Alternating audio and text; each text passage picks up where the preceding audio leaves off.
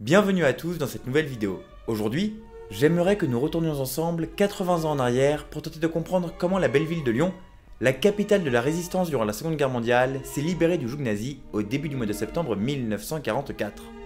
Mais avant de commencer cet épisode dans lequel s'entremêleront débarquements, scènes de liesse, massacres et retrouvailles, je souhaiterais remercier le Centre d'Histoire, de la Résistance et de la Déportation de Lyon avec qui je réalise cette vidéo.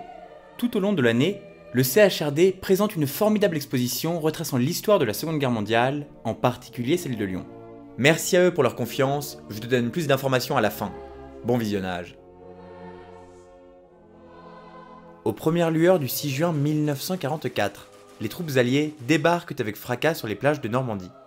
Baptisée Neptune, cette opération militaire d'une envergure inédite marque le début de la reconquête de la France métropolitaine. En plus d'être un immense succès, cet assaut permet de soulager quelque peu l'armée rouge en ouvrant un nouveau front européen. Dès lors, un souffle d'espoir naît au sein de la population occupée depuis maintenant 4 longues et pénibles années. À Lyon, l'impatience est palpable pour ces civils qui viennent de traverser des mois terriblement meurtriers. Déjà, au printemps, de nombreux innocents avaient péri dans le bombardement allié du 26 mai 1944.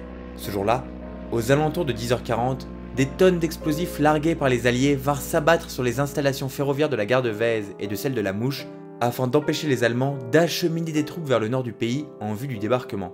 Hélas, si les bombes endommagèrent les lignes de chemin de fer, elles endeuillèrent par la même occasion trop de familles en ôtant la vie de 700 civils. Le 15 août, 2 mois après l'opération en Normandie, les Américains, épaulés par le général Delattre de Tassigny, débarquent en Provence. Face à l'ampleur de l'assaut, Adolf Hitler ordonne au gros de ses hommes de se replier vers le nord.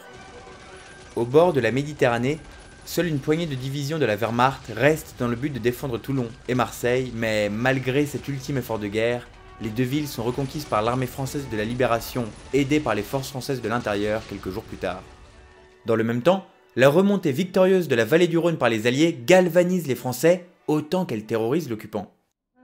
Ainsi, à Lyon, le 20 août, les responsables de la CIPOSD lyonnaise Werner Knabe et Klaus Barbie décrètent l'exécution sommaire de 120 détenus de Montluc au fort de Côte-Lorette, à Saint-Génie-Laval. Toutefois, cette violente répression accentue l'envie de la population de se défaire du joug ennemi. Le 24 août, apprenant l'entrée des troupes alliées dans Paris, les Lyonnais se rebellent. C'est le début de l'insurrection de Villeurbanne. Présent ce jour-là, le résistant des francs-tireurs et partisans main-d'œuvre immigrée Henri Kricher raconte. Alors, l'insurrection de Villeurbanne se situe le 24 août 1944. Nous avions toute la nuit, nous avions passé à entendre ce qui se passait à Paris, où c'était la libération de Paris. Et on en bavait. Notre premier objectif n'était pas de faire la révolution. C'était de sortir les prisonniers de Saint-Paul, de Montluc, etc., parce qu'on venait d'apprendre la tragédie de Montluc.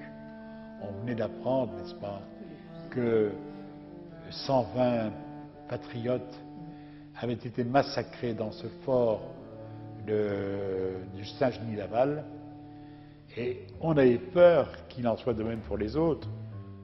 Au soir du 24 août, les premières barricades se dressent dans la ville. Malheureusement, après seulement 3 jours de résistance opiniâtre, les barricades sont déjà démontées, mais le soutien apporté par les habitants à cette insurrection démontre que tous sentent la fin de l'occupation venir.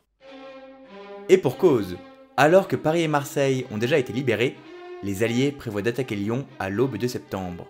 Voyant les grandes villes voisines tomber les unes après les autres, les troupes allemandes décident en panique d'évacuer la cité rhodanienne au premier jour du mois. Le lendemain, les dernières unités restées sur place font sauter 22 des 24 ponts enjambant le Rhône et la Saône afin de sécuriser leur retraite. Seul le pont de l'Homme de la Roche ainsi que la passerelle Saint-Vincent seront épargnés par les explosifs. Finalement, le dimanche 3 septembre 1944, la première division française libre du général Brosset, les troupes de la 36e division d'infanterie américaine ainsi que de courageux maquisards et résistants entrent en héros dans la ville. Des scènes de liesse sont observées un peu partout. Après la nuit la plus profonde, les habitants savourent cette liberté retrouvée, comme en témoignent les mots aussi simples que touchants de Madeleine Dimet. J'ai dit les voilà, ils arrivent. Alors, J'ai crié par la fenêtre, j'ai dit « Papa, maman », j'ai crié dans la rue. Mais ils se disent « Mais notre fille, elle va pas bien, elle nous dit de nous cacher. » Et tout, et voilà qu'elle nous appelle par la fenêtre « Descendez, descendez », je leur crie « On est libérés, on est libres ». Cependant, dans les jours suivant la libération, ces moments de grande joie seront perturbés par quelques échanges de coups de feu entre libérateurs et miliciens embusqués. Durant l'une de ces fusillades, des balles atteignent le dôme de l'Hôtel-Dieu qui s'embrase. Rapidement dévoré par les flammes, ce somptueux dôme ne sera restauré qu'en 1982, près de 40 années après l'incendie. Ces ultimes escarmouches n'empêchent pas le peuple lyonnais de se réunir en masse le 5 septembre pour accueillir et acclamer les libérateurs.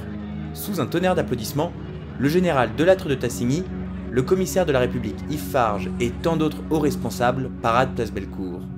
Enfin, une dizaine de jours plus tard, le jeudi 14 septembre, c'est au tour du général de Gaulle de se rendre dans le Rhône. L'homme du 18 juin prononce depuis le balcon de l'Hôtel de Ville un poignant discours dans lequel il fait de Lyon la capitale de la résistance. Toutefois, si les Lyonnais sont désormais débarrassés de l'oppresseur, ils n'oublient pas les sévices endurés durant de trop longs mois. À peine libéré du joug nazi, un climat de vengeance gagne le pays. Une véritable chasse aux sorcières commence, dans laquelle sont traquées toute personne ayant pu collaborer avec l'ennemi. L'épuration, sauvage à l'origine, devient peu à peu judiciaire et des milliers de traîtres, criminels et membres de la Gestapo sont arrêtés et enfermés au Fort Montluc. Pour autant, si de nombreuses familles françaises profitent de cette liberté recouvrée, la guerre se poursuit en de nombreux points et encore trop de parents, amis et camarades demeurent sans nouvelles de leurs proches exilés. Ce n'est qu'au début de l'année 1945, avec l'effondrement lent mais certain du Troisième Reich, que les premiers prisonniers de guerre, travailleurs partis dans le cadre du STO et déportés politiques regagneront leur foyer. Quelques semaines plus tard, au printemps, c'est au tour des premiers rescapés juifs de revenir après l'horreur. À leur arrivée, le décalage entre les civils restés en France et les déportés est immense, et bien des années seront nécessaires pour tenter de comprendre ce que l'homme, dans ces camps d'extermination, a pu faire d'un autre homme. Puis le 8 mai 1945, la Seconde Guerre mondiale se termine enfin en Europe avec la capitulation sans condition de l'Allemagne nazie. Si la joie sur le vieux continent est grande, le chantier l'est tout autant. À Lyon, comme dans de nombreux autres endroits, les habitants participent à la reconstruction de la ville et aident au redémarrage de l'industrie. Fortement ralentie par des années de guerre, l'économie a besoin de temps pour redémarrer convenablement et pour offrir à tous un train de vie décent. En attendant ces jours meilleurs, les Français sont rationnés jusqu'en 1949 afin de prévenir une éventuelle pénurie alimentaire. Enfin, et peut-être surtout, la fin de la Seconde Guerre mondiale et la victoire alliée donnent l'occasion aux jeunes générations de construire une société plus juste, plus égalitaire, aux antipodes de celle subie sous l'occupation nazie. Le résistant communiste Nathan Chapochnik explique justement bien ce désir qui animait ces gens. Nous, notre manière de vivre et de penser et de continuer, je veux dire, à témoigner, c'est justement dans ce sens. Dans le sens que je viens d'indiquer, c'est-à-dire démocratie, fraternité, justice, voilà ce qui nous préoccupe toujours et qui devrait évidemment préoccuper tous les êtres humains. Si ces héros, français et étrangers, ont accompli leur devoir en nous libérant de l'emprise nazie, il est d'une autre, 80 ans plus tard, de faire perdurer leur mémoire. Leur histoire, tu peux notamment la découvrir, ou la redécouvrir, au Centre d'Histoire de la Résistance et de la Déportation de Lyon, que je remercie chaleureusement de m'avoir accompagné dans la réalisation de ce petit documentaire sur la libération de ma ville de toujours, Lyon. Que tu y habites ou que tu sois simplement de passage, je te recommande vivement de te rendre au CHRD afin d'en apprendre plus sur cette terrible guerre qui frappa le pays au milieu du XXe siècle. Merci à eux pour toutes les informations et les images d'archives mises à ma disposition pour cette vidéo. Je vous mets toutes les informations dans la description. On se dit à très vite pour un nouvel épisode. Bonne journée.